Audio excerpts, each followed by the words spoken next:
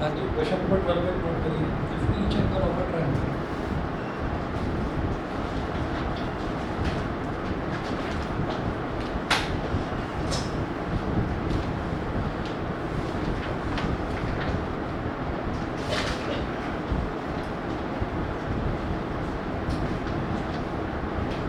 if each angle of a triangle is less than the sum of the other two,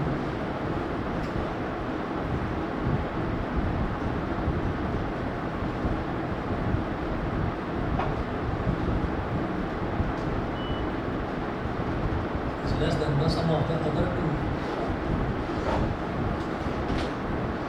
I must show that the triangle is acute angled.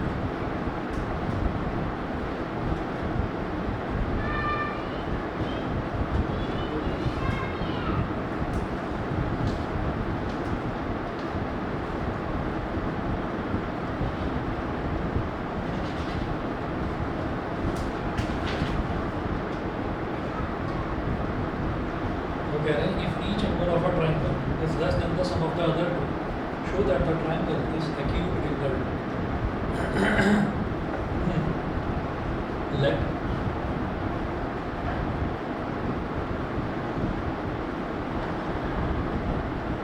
Let there be a triangle ABC as shown.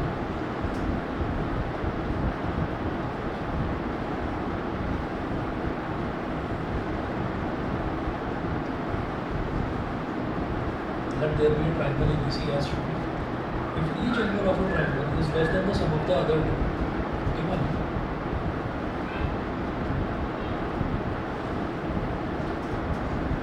angle A is less than angle B plus angle C, angle A is less than angle B plus angle C, ये है। अच्छा, उनको show करना है, show that the triangle is acute angled. Triangle is acute angled. Acute angled का मतलब क्या है कि जो ट्राइंगल है उसमें कोई भी एंगल जो है वो 90 डिग्री से बढ़ा देंगे, समझ गए?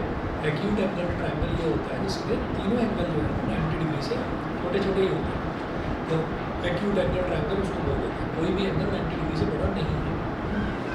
तो एक तो ये दे रखा है कि angle A is less than angle B plus angle C. अब दूसरा निकालेंगे, angle B is less than angle A plus angle C, ये है। And angle C is less than angle A plus angle B.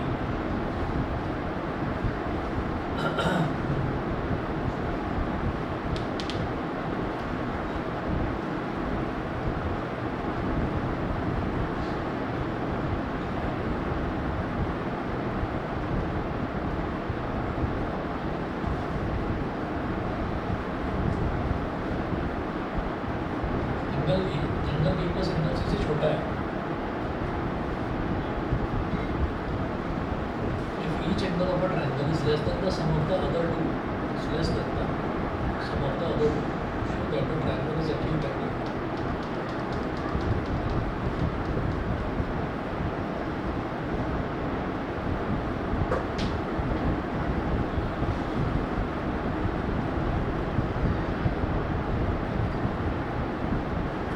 ये हो गई inequation 1। जब भी कभी इनइक्वालिटी साइन आता है ना बीच में, तो उसको बोल देते हैं इनइक्वेशन।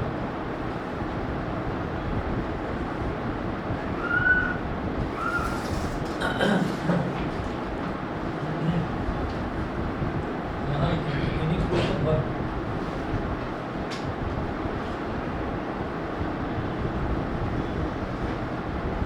इनइक्वेशन 1 है। मुझे ये शो करना है कि ट्राइंगल जो है ये एक्यूट एंगल है। ठीक है, नोट करिए क्वेश्चन निकालो। तो ट्राइंगल एक्यूट एंगल है। तो एक्यूट एंगल का मतलब ये है कि इसका जो हर एक एंगल है ना, हर एक एंगल 90 डिग्री से छोटा होगा। 90 डिग्री से छोटे एंगल वाले को तो एक्यूट एंगल बोलते हैं। तो अगर हर एक एंगल 90 डिग्री से छोटा हो जाएगा तो हम ये कहेंगे यस एक्यूट एंगल है। तीनों ही एक्यूट एंगल्स बन रहे हैं, तो triangle is called acute angle triangle. तो मैं सबसे पहले इनइक्वेशन 1 बोलूँगा और इन्होंने कोई पर्टिकुलर एक एंगल नहीं बोला है। इन्होंने ये कहा कि ट्राइंगल का हर एक एंगल आप उठाकर देखिए तो वो बाकी के दोनों एंगल्स का सबसे छोटा होता है। सही है, तो मैंने कहा कि अच्छा अगर मैं एंगल ए दे दूँ, angle A is less than angle B plus angle C, angle B दे दूँ तो it is less than angle A plus angle C, angle C देखें तो it is less than angle A plus angle B. समझ गए? ठीक है, अब हम इक्वेशन 1 को लेकर चल रहे हैं। तो angle A is less than angle B plus angle C. अब यहाँ पर लिखें कि adding angle A on both sides, दोनों तरफ एंगल ए ऐड कर दो। तीन इक्वेशन भी उसी तरह से बिहेव करती है जैसे इक्वेशन बिहेव करती है, थोड़ा बहुत अंतर है लेकिन इक्वेशन की तरह ही बिहेव करती है। कोई भी अगर हमारे पास इक्वेशन है तो उसमें दोनों तरफ हम सेम टर्म ऐड कर सकते हैं, ठीक है ना। तो जैसे इधर एंगल ए है तो हमने दोनों तरफ एंगल ए ऐड कर दिया, angle A plus angle A is less than angle A plus angle B plus angle C. मेरी बात समझ गया? तो इधर भी मैंने एंगल ए ऐड कर दिया, इधर भी एंगल ए ऐड कर दिया, तो angle A plus angle A क्या हो गया? ट्वाइस ऑफ एंगल ए, और angle A plus angle B plus angle C, बताओ भाई Ashwin, angle A plus angle B plus angle C कितना हो जाएगा? 180। ठीक है, तो ये कितना हो गया? 180 डिग्री, 180 डिग्री। तो इधर 2 मल्टीप्लाई हो रहा है, इधर 2 मल्टीप्लाई हो रहा है, तो 2 से 180 कट जाएगा तो ये कितना हो गया? 90 डिग्री। तो angle A is less than 90 degree. इसको बोल दीजिए इन इक्वेशन को, मुझे लगता है आसानी से समझ में आ गया बस। ठीक है, समझ गए? ऐसे ही इन इक्वेशन को उठा लो।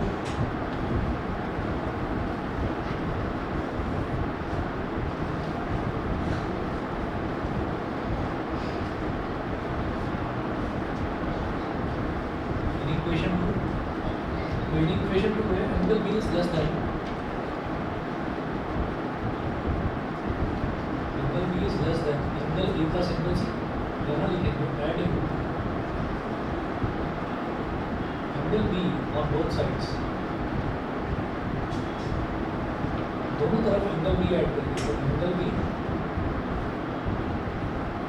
Plus angle B is equal to angle sorry is equal to is less than angle A plus angle B plus angle C. सही है? ठीक है, तो angle B plus angle B क्या हो जाएगा? Twice of angle B is less than A plus B plus C, कितना हो जाएगा? 180।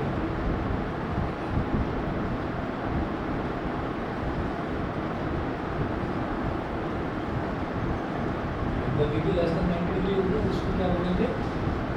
इन इक्वेशन 5। ऐसे ही क्या करिए, ऐसे ही क्या करिए, हम तीसरी वाली इन इक्वेशन लीजिए, लिखेंगे इन इक्वेशन 3।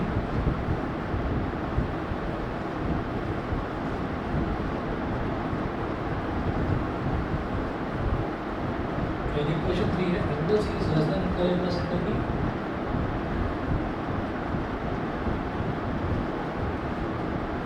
यहाँ पर भी वही लिखेंगे adding angle C on both sides,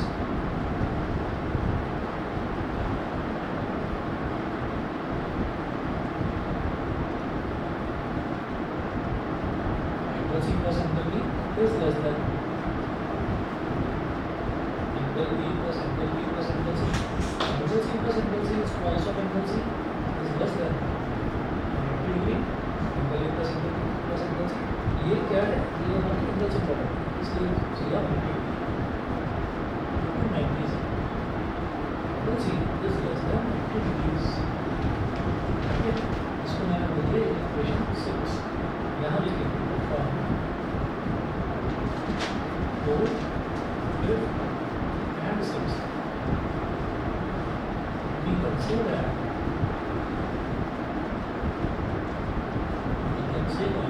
triangle ABC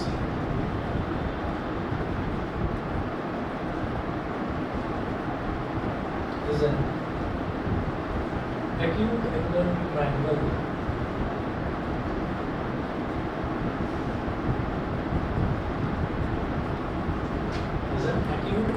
triangle. बोलिए जी, क्लियर? आंसर में equal to angle B equal to 90 angle B equal to less than, तो लेस देन रहे तो सही ना, एंगल बी हमारा 90 डिग्री से छोटा है, क्योंकि हमें ये प्रूव करना है कि कोई भी एंगल अगर 90 डिग्री से छोटा होता है तो उसको एक्यूट एंगल बोलते हैं। हमने एंगल ए को भी 90 डिग्री से छोटा प्रूव कर दिया, बी को भी और सी को भी। जब तीनों ही अलग अलग एंगल्स 90 डिग्री से छोटे हैं तो यानी कि पूरा ट्राइंगल ही एक्यूट एंगल ट्राइंगल है। ठीक है, क्लियर है जी? चलिए जी, इसके बाद अगला क्वेश्चन है, ये रुद्रांश ने अपने 2-3 डाउट्स भेजे हैं, आप में से भी किसी बच्चे को कोई डाउट हो तो बता देना। हाँ, होमवर्क में है डाउट?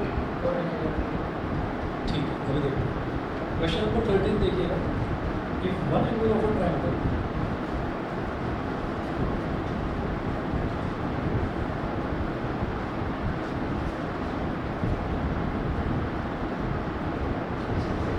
अरे 13 छोड़ दो, चलो हिंट देकर छोड़ दो, पहले क्वेश्चन लिखिए। If one angle of a triangle is greater then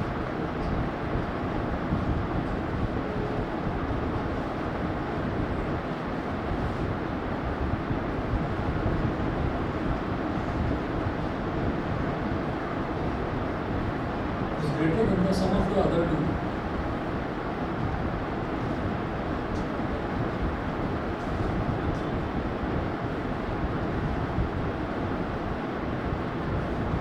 is greater than the sum of the other two, comma, show that the triangle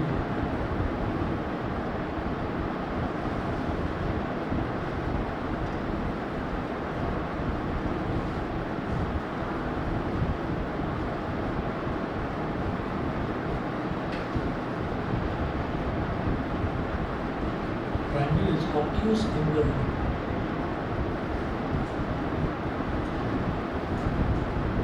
ठीक है, अब आप समझ गए कि ऑब्ट्यूज एंगल क्या होता है, जिसमें हर एक एंगल 90 डिग्री से बड़ा होता है। तो वो बोल रहे हैं कि इस एक ट्राइंगल है, उस ट्राइंगल का हर एक एंगल जो है वो बाकी के दोनों एंगल्स के सम से वो बड़ा है। जैसे यहाँ पर क्या बोल रहे थे कि हर एक एंगल बाकी के दोनों एंगल्स के सम से छोटा है, तो यहाँ उल्टा है। क्या करेंगे,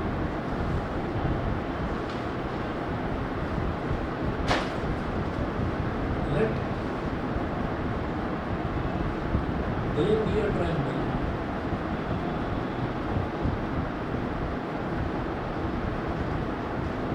ABC as shown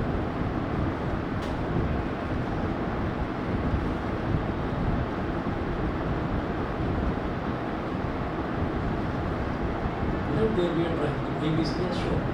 हमने ट्राइंगल बना लिया ABC। अब एज पर क्वेश्चन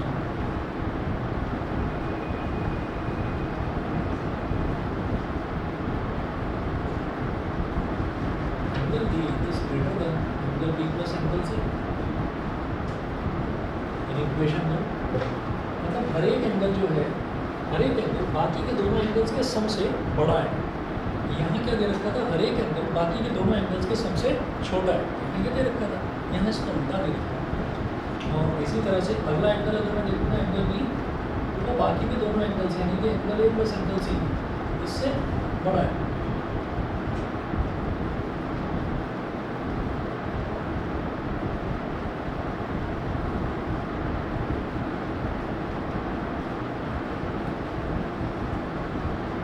ठीक है, तो यहाँ पर ये कह रहे हैं कि show that the triangle is obtuse angle. Obtuse angle triangle में तीनों एंगल का 90 डिग्री से बड़ा होना ज़रूरी नहीं होता। ऑब्ट्यूज एंगल में क्या है कि कोई एक एंगल भी 90 डिग्री से अगर बड़ा हो जाता है तो वो ऑब्ट्यूज एंगल ट्राइंगल कहलाता है।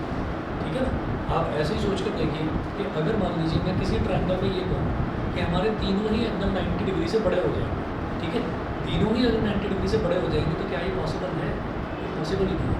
90 भी अगर तीनों एंगल हो जाते हैं ना, तो 93 सा कितना हो जाएगा, तीनों को अगर ऐड करेंगे 270, 180 डिग्री से तो बड़ा वैसे ही होंगे। ठीक है, तो एक्यूट एंगल ट्राइंगल की डेफिनेशन ये होती है कि a triangle in which all the angles of the triangle is less than 90 degree, उसको तो बोलेंगे एक्यूट एंगल ट्राइंगल। और जो ऑब्ट्यूज एंगल ट्राइंगल है उसमें क्या होता है कि जिसमें एक भी एंगल 90 डिग्री से बड़ा हो जाएगा उसको ऑब्ट्यूज एंगल ट्राइंगल बोलते हैं। एक से ज़्यादा हो ही नहीं सकता, एक से ज़्यादा हो ही नहीं सकता, समझ गए? यही तो मैं बता रहा हूँ।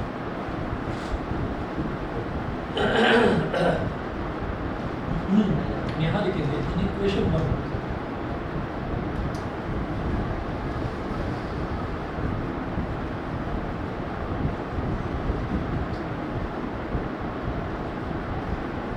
Angle A is greater than angle B plus angle C।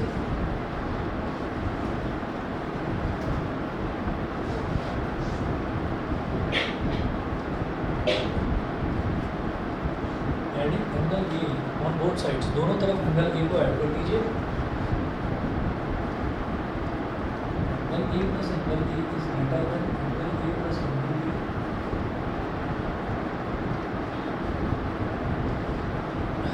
Plus angle C. Angle A plus angle B plus angle C, ये क्या हो जाएगा? 180 डिग्री।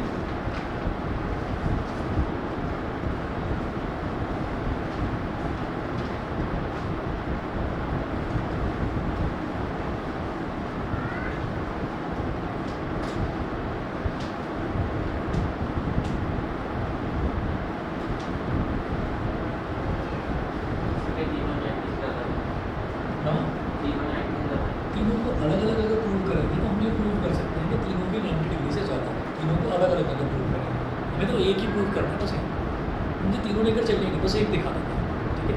तो angle A plus angle A क्या हो जाएगा? Twice of angle A is greater than angle A plus angle B plus angle C, क्या हो जाएगा? 180 degree.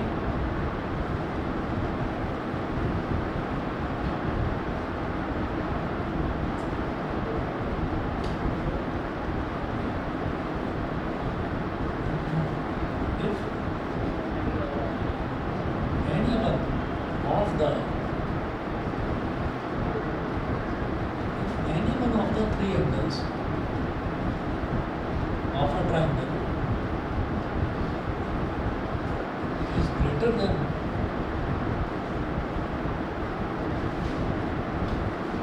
degree, the triangle is called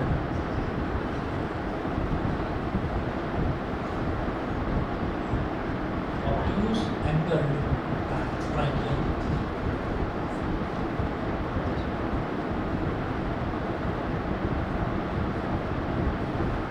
अगर एक एंगल भी 90 डिग्री से बड़ा हो जाता है तो उस ट्राइंगल को हम ऑब्ट्यूज एंगल ट्राइंगल बोलते हैं। यहाँ तक बताइए क्लियर? ठीक है, बस और कुछ करना ही नहीं है मेरे को उसमें। बाकी के दोनों एंगल्स को मुझे प्रूव करके दिखाने की जरूरत ही नहीं, इतना हमारा प्रूव हो गया।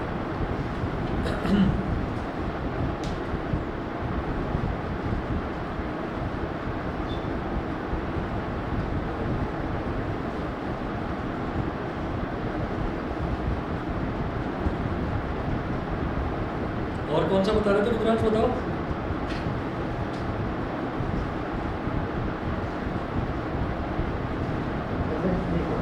हाँ,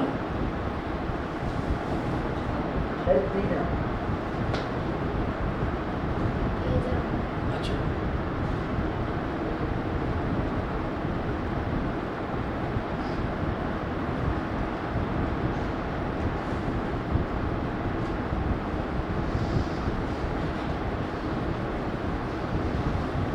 एक क्वेश्चन लिखिएगा।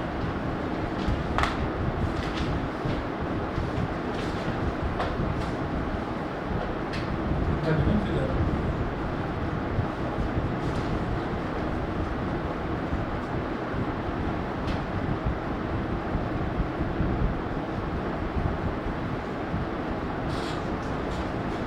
given figure AC is perpendicular on CE.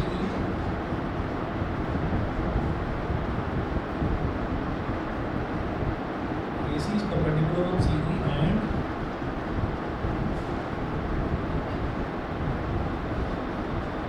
angle A is to angle B is to angle C is equal to 3 is to 2 is to 1. Comma, find the value of angle ECD. Find the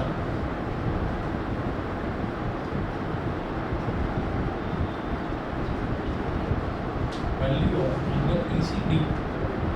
ठीक है, ये निकालना। अब इसकी figure देखिएगा, figure क्या दे रखी है।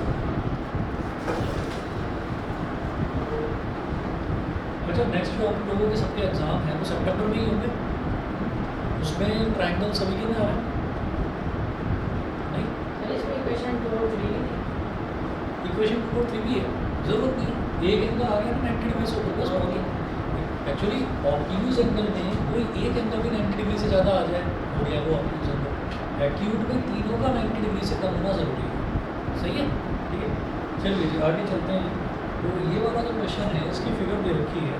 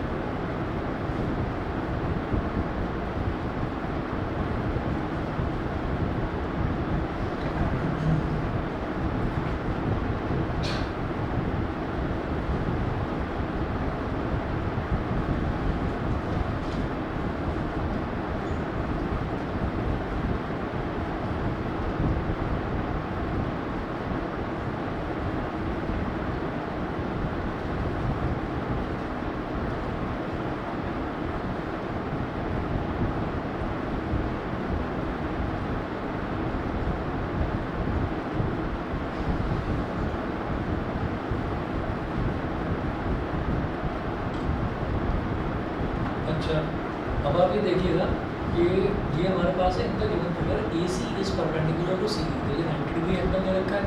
अब वो कह रहे हैं angle A is two angle B, ये वाला एंगल और ये वाला एंगल।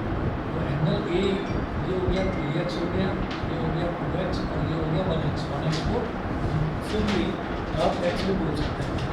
चलिए 6x equals to 180 डिग्री का तो हाँ 6x is equal to 180, ठीक है। अब हम पूछ रहे हैं find the value of angle ECB, आपको बस इस एंगल की वैल्यू निकालनी है ECB की, निकल जाएगा आराम से, ठीक है। आपको क्या करना है, ट्रायंगल ABC में एंगल से प्रॉपर्टी लगा देंगे। तो यहाँ पर आप ये बोलिएगा since angle A is to angle B is to angle C is equal to 3 is to 2 is to 1, so let angle A is equal to 3x, angle B is equal to 2x, angle C is equal to 1x। 1x मतलब x हो गया basically. In triangle ABC, in triangle ABC angle A plus angle B plus angle C is equal to 180 degree. Angle sum property, ये हो गई हमारी angle sum property.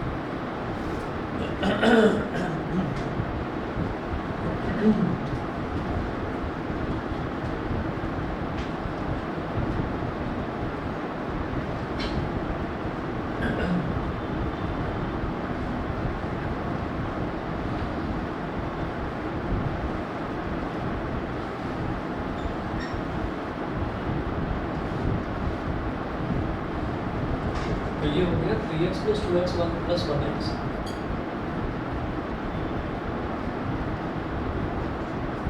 is equal to 180 degree, तो 6x is equal to 180 degree.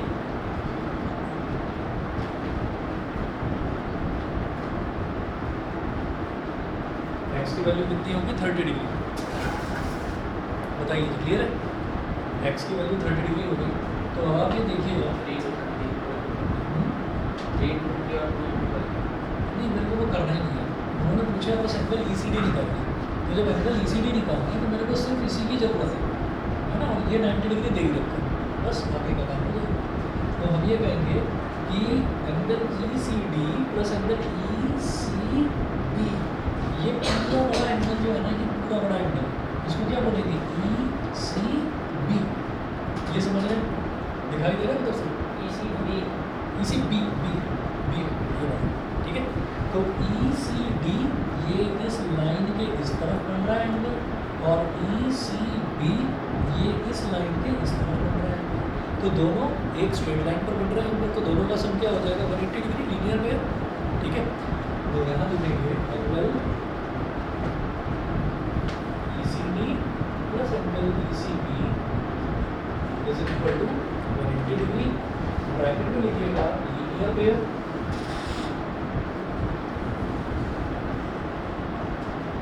Angle ECD plus, अब ये जो ECB है, ये वाला जो एंगल है EC और B, ये पूरा बड़ा एंगल क्या हो जाएगा 90 degree plus x, 90 degree plus x। बता देना कि समझ में आए। 90 degree angle ECD plus 90 degree, और x की वैल्यू कितनी है 30 degree is equal to 180 degree. Angle ECD plus 120 degree is equal to 90 degree. Angle ECD is equal to 120 degree minus 180 degree minus 120 degree. Angle ECD is equal to 60 degree. Angle ECD की value होगी 60 degree, ठीक है जी, समझ गए, ठीक है। चलिए, तो यही इन्होंने पूछा था हमसे। उसके अलावा रुद्रांश और बताइए, और कोई डाउट है? चलिए ठीक है, और आप बच्चे बताएंगे कहीं कोई डाउट है? होमवर्क वगैरह आप लोग करते भी हो या ऐसे ही लेकर आए? वो नोटबुक घर पर रह गई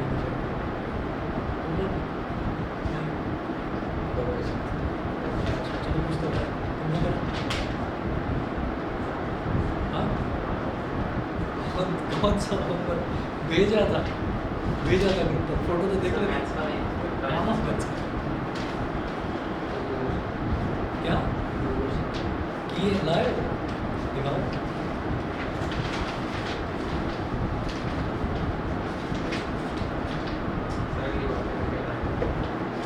ये कौन से दो क्वेश्चन है? वही तो मैंने अभी करवाए।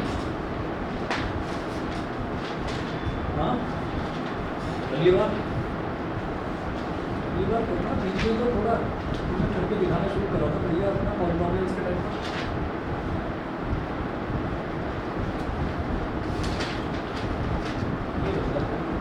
ये लिखा है ऊपर डी का।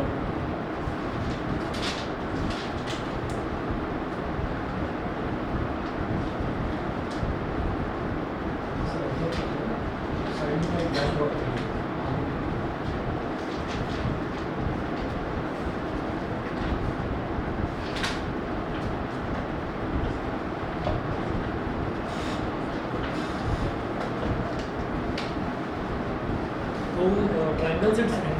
ट्राइंगल्स एंड इट्स एंगल्स वाला तो पोर्शन खत्म हो गया।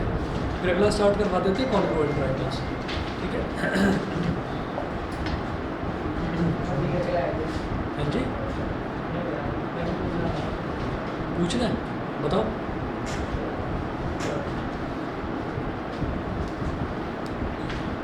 अभिराज क्या पूछ रहे हो? हाँ Heron's formula is also included. अरे हीरोन्स फॉर्मूला करें पहले, छोटा चैप्टर है। हाँ अजीब है, मतलब समझ में नहीं आ गया। हाँ हाँ वही चलो हीरोन्स बताओ भाई, आएगा या नहीं? अरे भाई थर्ड क्वेश्चन भी करवाता हूँ।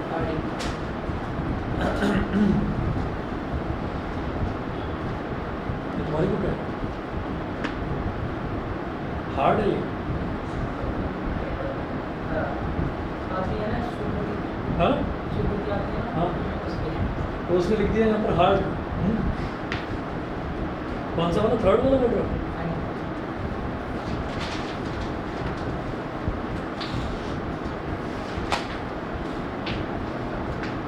तो टॉपर है अपनी क्लास की।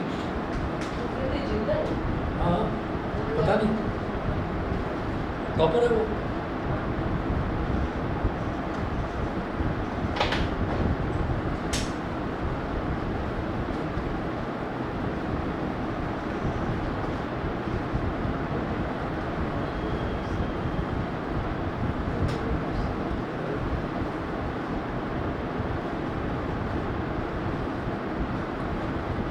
ये सब बस सोच की बात होती है। आपकी एज में जब हम थे तो हमें से बता देता था कि टॉपर है, तो मन नहीं आता था टॉपर तो कुछ अलग ही है, हम नहीं हो सकते। ये आता था मन में, लेकिन ये चीज़ दिमाग से निकाल देनी चाहिए। मतलब अगर आप चाहो तो कुछ भी कर सकते हो। और बस इसका एक सिंपल सा फंडा है, बस अपना होमवर्क रेगुलर करते रहिए।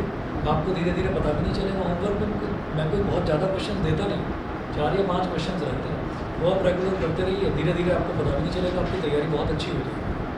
थोड़ा थोड़ा रिवाइज करते रहिए उसको, कोई बात नहीं भी करो। ये क्वेश्चन देखिएगा, ये कोऑर्डिनेट का है। Plot the following points and right the name of the figure.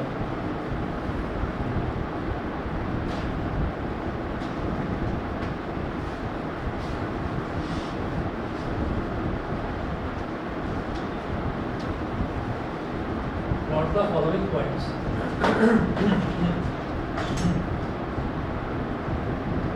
and write the name of the figure.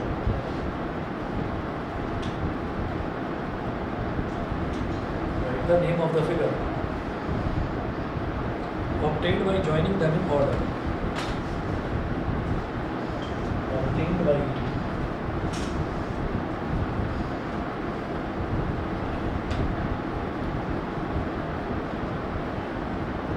joining them in order.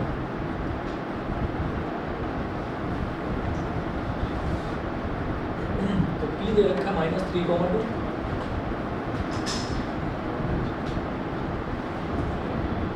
-3, -2, Q है -7, -3,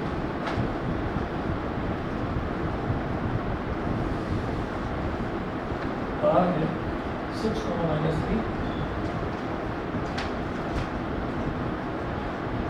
6 minus 3 और S है 2 2,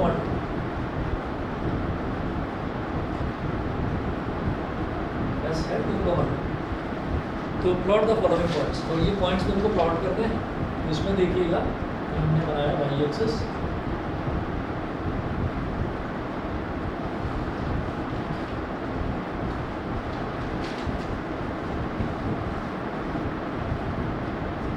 एक्स और एक्स डैश, तो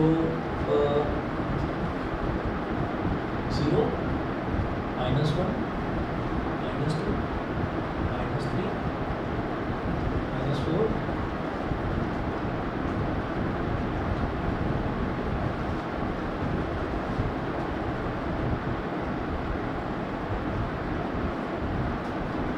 -5 -6 -7।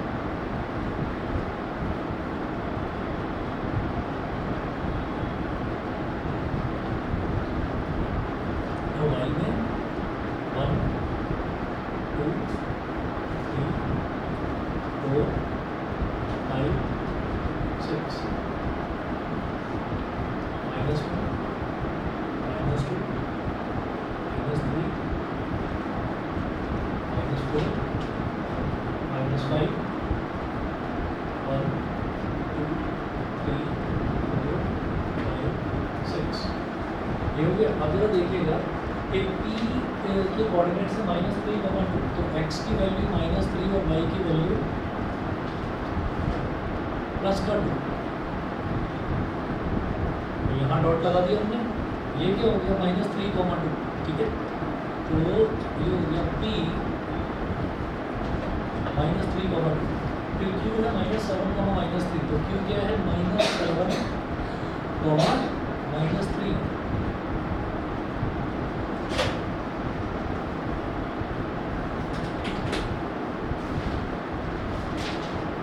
Q है -7, -3, तो P आ गया, Q आ गया, और R है 6, -3, तो R है 6,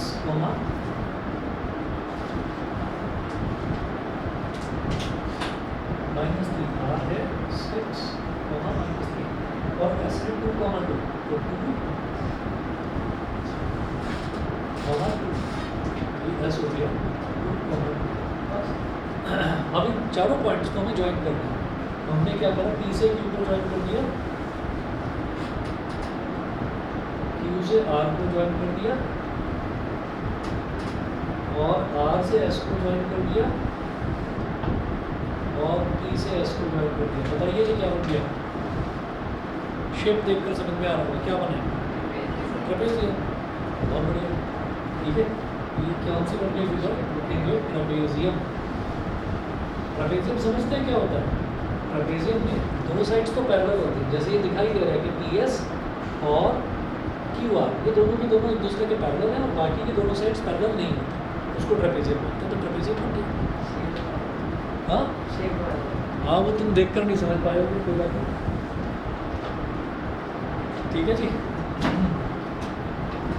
अच्छा जी, अब क्या है कि कॉन्ग्रुएंट ट्रायंगल्स में हमें करना ही है। एक छोटा सा चैप्टर है हीरोन्स फॉर्मूला, जरा वो निपटा लेते हैं, ठीक है। और इंटरेस्टिंग लगेगा आपको, कुछ थोड़ा सा लग सकता है कि कैलकुलेशन वर्क ज़्यादा है, लेकिन मैं कोशिश करूँगा कि आसान बनाकर करवाऊँ उसको, ठीक है। स्क्वायर रूट हमको निकालना होता है उसमें, मतलब किसी भी तरीके का हमारे पास कोई भी ट्रायंगल हो। आ रहा है तुम्हारे यहाँ सिलेबस में है? नहीं आ रहा? हीरोन्स फॉर्मूला आ ही नहीं रहा है, किसी के में भी नहीं आ रहा है। ऐसा क्या सोच? हाँ, अच्छा अच्छा, तो मिला नहीं है, लेकिन अभी तक करा देंगे। नहीं तुम्हारा वाला तो देखा मैंने, तुम्हारे में तो आ रहा है, हीरोन्स फॉर्मूला आ रहा है। तुम्हारे में तो शायद ट्रायंगल्स नहीं आ रहा क्या? नहीं, शायद नहीं, मुझे ऐसा ध्यान है। अब सिलेबस में आया, लेकिन हम करा देंगे अगर आ रहा है। हाँ,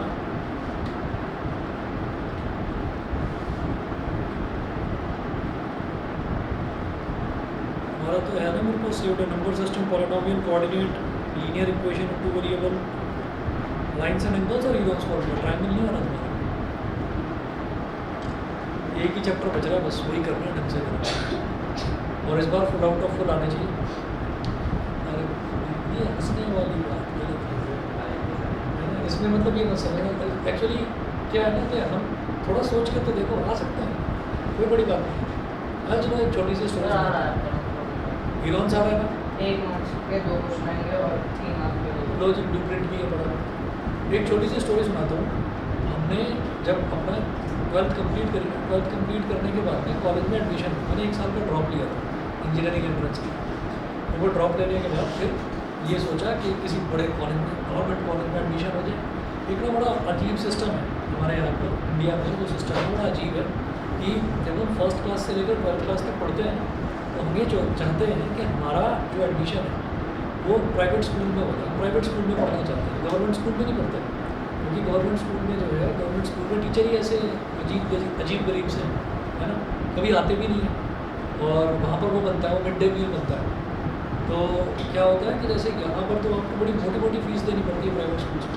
गवर्नमेंट स्कूल्स में कुछ फीस वगैरह का चक्कर ही नहीं, यहाँ 1 या 2 रुपये फीस है बस, इतनी। तो इतनी फीस है, और उसके अलावा जो है, उसके अलावा इनफैक्ट लंच भी मिलता है वहीं पर।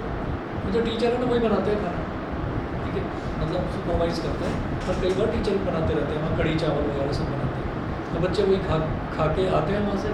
यूनिफॉर्म वगैरह का भी कोई चक्कर नहीं, क्योंकि तो गवर्नमेंट स्कूल्स हैं। और यहाँ तक 12th क्लास तक हर कोई गरीब से गरीब आदमी भी चाहता है प्राइवेट स्कूल में बच्चा पढ़ ले, क्योंकि पता है कि वहीं पर टीचर मिलेंगे पढ़ाने वाले। अब वहाँ के भी क्या हाल है तुम्हें पता ही है, ठीक है। उसके बाद जो है, उसके बाद जब इंजीनियरिंग या मेडिकल में बच्चा जाता है ना एडमिशन लेने, तब वो सोचते हैं कि गवर्नमेंट कॉलेज में मिल जाए एडमिशन। मेरी भी यही इच्छा थी, मैंने भी 12th के बाद 1 साल का ड्रॉप लिया, तैयारी करी, मेहनत करी, हो जाएगा। गवर्नमेंट कॉलेज तो नहीं मिला, लेकिन एक इंजीनियरिंग कॉलेज मिल गया, बड़ा अच्छा मिला, प्राइवेट था। एडमिशन हुआ तो टीचर आए, टीचर ने पूछा सभी बच्चों से भी अपना अपना इंट्रो दो, सब बच्चे अपना इंट्रो देने लगे, ठीक है। तो अच्छे तरीके के कुछ बच्चे थे, मतलब क्या है कि हम लोग कोई भी जो है ना उसके लुक्स को देखकर, उसकी शक्ल को देखकर हम जज करने लगते हैं कि ये थोड़ा ठीक सा लग रहा है, तो ये अच्छे घर में, ठीक है, ये हमें ही लग रहा है, तो ये हमें, तो हम ऐसे जज करने लगते हैं किसी को। तो सारे बच्चों की रैगिंग वैगिंग होती, सबके इतने छोटे छोटे बाल कटा दिए, सारे पागल से लग रहे थे, ठीक है, कोई अच्छा लग ही नहीं रहा था। तो उनमें सबसे बड़ा बेवकूफ़ जो लग रहा था, उससे पूछे, जब सबका नंबर आया तो सबसे जगह अपना इंट्रोडक्शन में दे और ये भी बताइए कि आप लाइफ में करना क्या चाहते हैं। तो पता नहीं बिहार से आया था वो, ईस्ट यूपी से कहाँ से था, मुझे ध्यान नहीं आ रहा किस जगह से था। मतलब उसकी भाषा सुन के पहले तो बच्चे हंसने लगे। पूछा भी आप करने क्या चाहते हो? मैं अरे भाई तुमसे पूछ रहे तो तुम ही तो बताओगे। मैं अमेरिका जाना चाहता हूँ। अब सबने हंसना शुरू कर दिया। एक की बात बता रहा हूँ, 2003 की, 21 साल हो गए, तो मेरा फर्स्ट ईयर था। अमेरिका जाना, सबने बहुत बुरी तरह से हंसना शुरू कर दिया, टीचर ने भी हंसना शुरू कर दिया, मुझे पीछे में कर लिया उसको देख के। नहीं आप हंस काहे रहे हैं, पर हम जा नहीं सकते। कहाँ अमेरिका, कहाँ हो गया उसको, अमेरिका नहीं जा सकते। तो कहना है कि मैं तो जा सकता है, तो जरूर जाएगा, ठीक है। और ये कहकर फिर आगे बढ़ गया, हाँ अगला। तो तब से जो है वो मिस्टर यूएसए कहकर पूरे 4 साल मतलब उसको छेड़ते रहे। कोई उसको राजा भैया कहता है, कोई उसको बबुआ बोलता है, कोई कुछ मतलब उसके नाम निकाल रखे तो उसको छेड़ने के लिए कि ये अमेरिका जाएगा, शक्ल देखो इसकी। अरे अमेरिका कोई शक्ल देख कर थोड़ी वीज़ा देता है, भाई वो पहुँच ही गया, क्योंकि उसने ठान रखा था कि मेरे को जाना है। ये नहीं कह रहा हूँ कि अमेरिका कोई मतलब स्वर्ग हो गया कि वहाँ से अच्छी कोई जगह ही नहीं है, ठीक है, लेकिन उसने ठान रखा था कि मेरे को जाना है। अभी क्या है कि तब उतनी अच्छी अपॉर्चुनिटीज़ हमारे कंट्री में थी नहीं। अब हमारे यहाँ पर भी बहुत अच्छी अपॉर्चुनिटीज़ हैं, मैंने नहीं था उतना अच्छा। तो हर कोई यही चाहता था कि मैं अपना देश छोड़ दूँ, अमेरिका चला जाऊँ। आपने सुना भी होगा एक कॉमन सा टर्म है, ब्रेन सुना? ब्रेन दिमाग, ब्रेन का मतलब होता है बह जाना। नहीं सर, बुरी सर हाँ एडिटिंग में से लेवल थी। अच्छा बोलूँगा उसको, एडिटिंग अच्छी थी बहुत, हाँ एडिटिंग बहुत अच्छी थी। वो बोलूँगा उसको, बोलूँगा जिससे सर आपसे करवा। एडिटिंग करवाऊंगा मैं। अरे मैं नहीं करता हूँ भाई, तो मैं नहीं करता था, तो किसी को हायर किए। अच्छा हाँ मेरा तो थका हुआ चैनल है, तुमने देखा ही, 4 साल से लगा पड़ा हूँ उसमें। वो मेरा एक स्टूडेंट है, वो वीडियो एडिटिंग करने लगा, उसी ने बोला था कि मैं थोड़ा इसको ऑप्टिमाइज़ करना चाहता हूँ, तो उसी ने करा वो सब कुछ। तो वो कह रहा है कि आप 5-6 महीने मेरे को दो, और जैसा जैसा मैं कह रहा हूँ वैसा वैसा करो। तो मैं नहीं चाह रहा था कि मैं अपनी कोई स्टोरी सुनाऊँ। उसने कहा था कि चैनल की ऑथेंटिसिटी बनाने के लिए पहले आपको लगभग 15-20 एपिसोड्स में अपनी शॉर्ट में स्टोरी बतानी है कि कैसे कैसे आपने अपना स्टार्ट करा करियर वगैरह। बस ये चीज़। अभी देखते हैं आगे आगे क्या होता है। पर अगर कुछ भी फीडबैक हो ना, अच्छा बुरा कैसा भी, वो बताना। अच्छे की ज़रूरत नहीं है, अच्छे नहीं अच्छे की उतनी ज़रूरत नहीं है, नेगेटिव बता देना। क्योंकि नेगेटिव जब हमें पता नहीं, आप लोगों के साथ भी, सभी के साथ में प्रॉब्लम है कि तारीफ़ तो सब सुनना चाहते हैं लेकिन बुराई नहीं सुनना चाहते। अरे भाई, बुराई जब तक नहीं सुनोगे तब तक उसको इम्प्रूव कैसे करोगे? बुराई का भी तो सुनना ज़रूरी है ना। अब ये है कि आप तारीफ़ ही करते जाते हैं, क्या बात है, वाह वाह। अब 15 अगस्त है, 15 अगस्त आप लोगों की तो छुट्टी होगी ना कल की? जाना है, तुम्हें जाना है, नेशनल हॉलीडे है। तुम्हें भी जाना है। तो मन नहीं कैसा है, मैंने बुला रहे हो। हाँ मतलब बुला रहे हैं। सर नेशनल हॉलीडे है। हाँ नेशनल हॉलीडे, छुट्टी होनी चाहिए, है ना। अब हम जब हम पढ़ते थे हमको बुलाते थे और धूप में बिठा देते थे, खड़ा कर देते थे धूप में, है ना। चक्कर आने लगते थे वहाँ पर, बुरा हाल हो जाता था वहाँ पर खड़े हुए। फिर आज चेयरपर्सन आएंगे, है ना, आज ये आएंगे, आज वो आएंगे। और 15 अगस्त वाले दिन सारे आ जाते थे और वो आके अपना भाग कहते हैं 2 मिनट आपके लेंगे। भाई 2 मिनट? भाई तू घड़ी नहीं देख रहा, तूने आधा घंटा लगा दिया 2 मिनट बोलकर। बच्चों को चक्कर आ रहे हैं यहाँ पर, हमारे दो शब्द नहीं खत्म हो रहे। लड्डू मिलता है। लड्डू? लड्डू की बात कर रहे हो? वो मिलता था आपको तो, कभी कभी केला मिल जाता था, कभी कभी वो मिल जाता था, वो फ्रूटी होती है, छोटा सा टेट्रा पैक। फ्रूटी बड़ा पुराना है, फ्रूटी तब से आ रही है। फ्रूटी मिल जाती थी, पूरे दिन पसीने में धूप में खड़े हुए। वहाँ पर चेयरपर्सन आए, चेयरपर्सन को एक शेर आता था सुनाना, बस वो शेर सुनाते थे कि कौन कहता है कि आसमान में सुराख नहीं किया जा सकता, एक पत्थर तो तबीयत से उछालो यारो। और आगे खड़े हुए बच्चे इतने बदमाश, वो कहते थे भाई वाह वाह वाह वाह वाह, वो ताली बजानी शुरू कर देते थे वो, है ना। और वो ये सोचते थे अरे वाह क्या शेर सुनाया मैंने। अरे भैया पिछले साल भी तुमने यही सुनाया था, उससे पिछले साल भी तुमने यही सुनाया था, तुम वही सेम शेर सुनाते रहते हो। और वाह वाह बोलने का तरीका और ताली बजाने का ये होता था, भैया जाओ माफ़ करो, हम भी छाया में बैठने के हकदार हैं, हमें छाया चाहिए। उसके बाद फ्रूटी पकड़ा देते थे। एक बच्चा बेचारा शरीफ सा वो फ्रूटी पी रहा है, पता चला कोई बदमाश सा, उसने आकर उसकी फ्रूटी दबा दी, ले बेटा, वो उसकी शर्ट वर्ट पूरी पिचकारी लग गई उसमें फ्रूटी की। ये बड़ा होता था। तो खैर कुल मिलाकर मैं सिर्फ ये बता रहा हूँ कि उस बेवकूफ़ ने बोला कि मैं अमेरिका जाना चाहता हूँ, पहुँच गया, ठीक है। तो मतलब टारगेट्स ऊँचे रखे जाए। कई बार क्या है ना कि हम अपने आप पर ही हमें हंसी आती है, मैं शीशे में देखकर खुद ही को हंसी आती है, यार मैंने बोलता हूँ ऐसा हो ही नहीं सकता। कोशिश तो करके देखो, हो जाएगा, कोई ऐसी बड़ी बात नहीं है।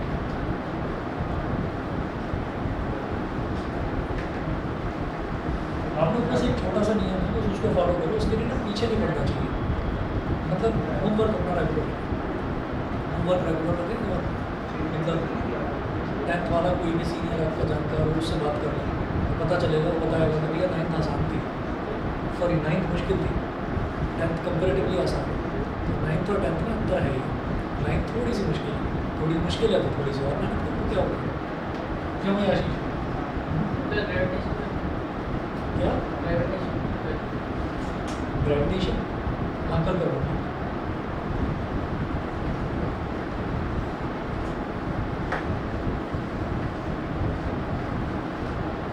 अच्छा नोट करिएगा हीरोन्स फॉर्मूला। पहले मैं ये देखना चाहता हूँ हीरोन्स फॉर्मूला में होता क्या है।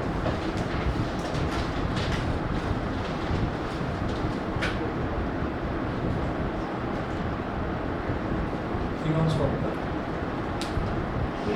Good evening.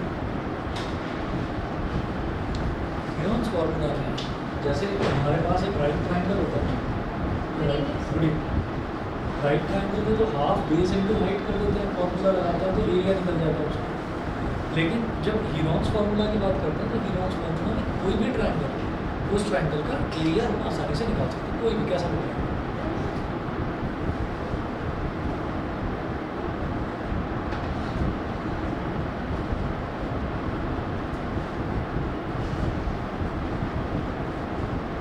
और क्या तरीका है कि जैसे कैपिटल ए है ना, कैपिटल ए के ठीक सामने वाली साइड को बोलते हैं स्मॉल ए, कैपिटल बी के ठीक सामने वाली साइड को बोलते हैं स्मॉल बी, और कैपिटल सी के ठीक सामने वाली साइड को स्मॉल सी।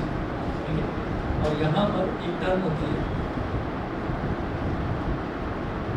लिखिएगा semi perimeter. Semi perimeter small s is equal to a plus b plus c by 2, a plus b plus c by 2, इसको कहते हैं सेमी पेरीमीटर। और area of triangle ABC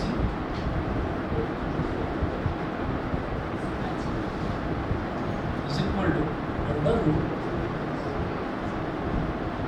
s into s minus a into s minus b into s minus c, ठीक है। Area of triangle ABC ये होता है, ठीक है। बस इतना फॉर्मूला नोट कर लीजिए, बाकी नेक्स्ट क्लास में मैं बताता हूँ आपको। हार्डली 2 या 3 क्लासेस में चैप्टर खत्म हो जाएगा, कुछ ज़्यादा बड़ा नहीं कुछ, ठीक है। तुम्हारे पास बस फिर रिवाइज करने का काम रहेगा, क्योंकि बाकी सारा हो गया। लाइन्स एंड एंगल्स है, यूनिट्स फॉर्मूला पैरामीटर सब पुराना वाला है, ठीक है। और मैं बता दूंगा कहाँ से प्रैक्टिस करनी है, कौन कौन से क्वेश्चन। आरडी है ना, आरडी ले आओ।